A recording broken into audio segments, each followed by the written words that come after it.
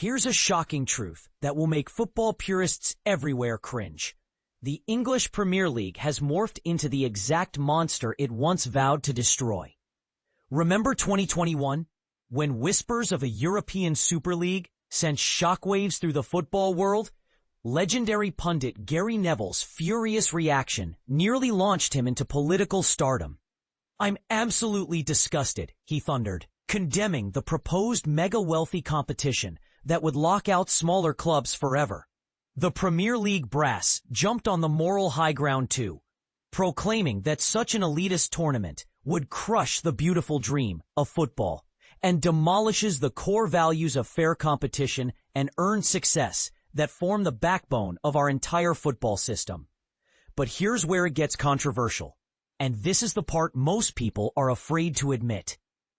Fast forward 4 years, and the Premier League has quietly transformed into the very Super League it once condemned. The evidence?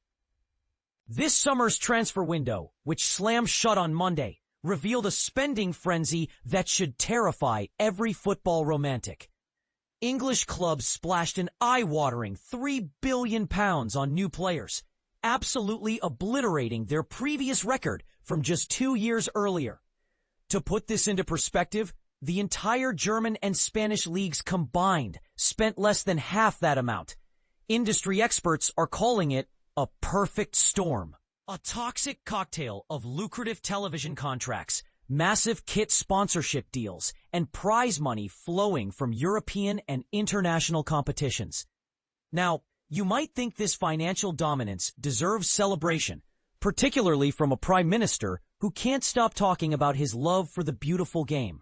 From one viewpoint, the Premier League showcases Britain as a global powerhouse, magnetizing viewers and investment from every corner of the planet. And this is the part most people miss, the devastating flip side of this success story. The top flight has evolved into an isolated elite fortress, completely disconnected from the rest of English football. The numbers tell a brutal story. In both recent seasons, all 3 newly promoted teams found themselves immediately banished back to the Championship division. The same clubs are trapped in an endless cycle, bouncing between divisions like pinballs.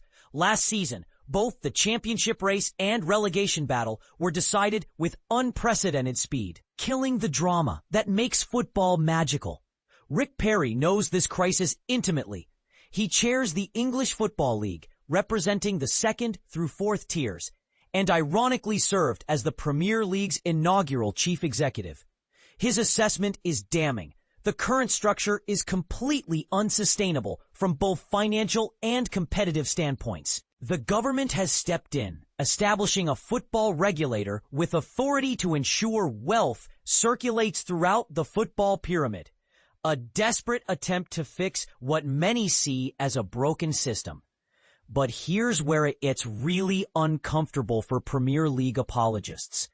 This stems from a growing belief that the Premier League's wealth has become obscene, that football's authentic working-class foundation has been demolished and replaced with a soulless, single, profit-driven entertainment product. The declining television viewership, down 14% from the previous year, serves as a funeral bell for what the sport once represented. Back in 2010, Marxist scholar Terry Eagleton made a profound observation. Aside from socialism itself, no superior method for addressing capitalism's contradictions had been conceived than football. In 2025, this statement rings even truer. Our national sport continues serving as healing balm, escapism, and emotional release for millions every single week. Football's powerful connection to tradition, Eagleton argued, stands in stark contrast to postmodern culture's historical amnesia, where everything older than 10 minutes gets discarded as obsolete junk.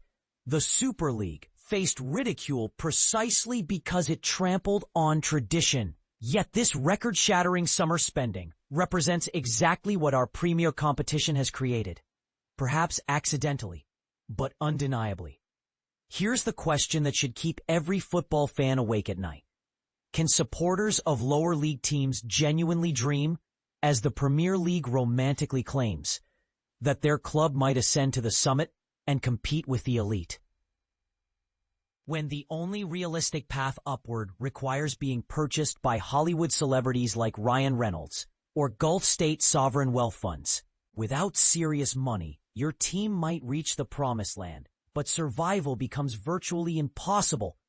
Is this simply a case of success breeding its own destruction? Quite possibly. Regardless, the competitive authenticity that the Premier League markets globally faces genuine threat if current arrangements persist. Perhaps the Premier League's greatest challenge isn't just its financial isolation from other leagues, but the growing perception that it represents an entirely different elitist sport altogether.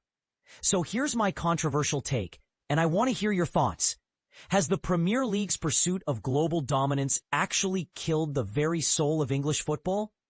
Are we witnessing the death of the underdog dream that once made this sport magical? Drop your agreement or fierce disagreement in the comments, because this debate is far from over, and your voice matters in determining whether football can reclaim its authentic spirit or continues down this path toward corporate sterility.